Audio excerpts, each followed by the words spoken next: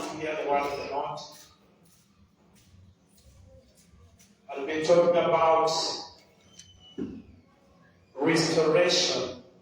Restoration. I'll be talking about restoration. We serve God of restoration. God of restoration. Our God is God of restoration.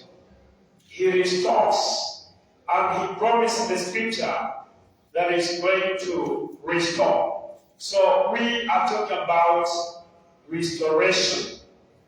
God of restoration. God of restoration. We want to see the scripture, how God of restoration looks, and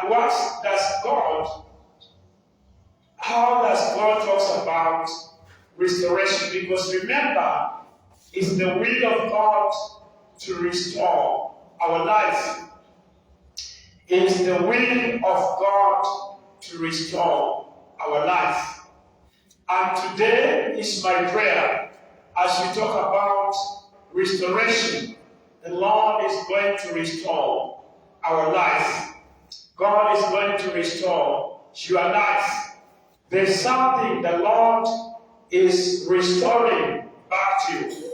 There's something that Jehovah is bringing back in your life. Because I know that all of us, there's something that we are expecting from the Lord. There's something the Lord you are expecting that He may restore in your life. So today is that day. The Lord is going to restore our life. God is going to restore our life. And it's my prayer that today shall be a day of turnaround. Now, we are talking about God of restoration. God of restoration.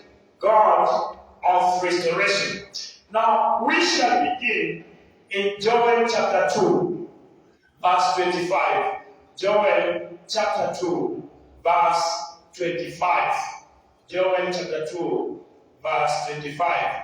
We are talking about God of restoration. Our God is God of restoration and is willing to restore us. Joel chapter 2, verse 25. Anybody who is there? Joel chapter 2, verse 25. Joel chapter 2, verse 25. Now we want to see how God, He promises the restoration to the children of Israel.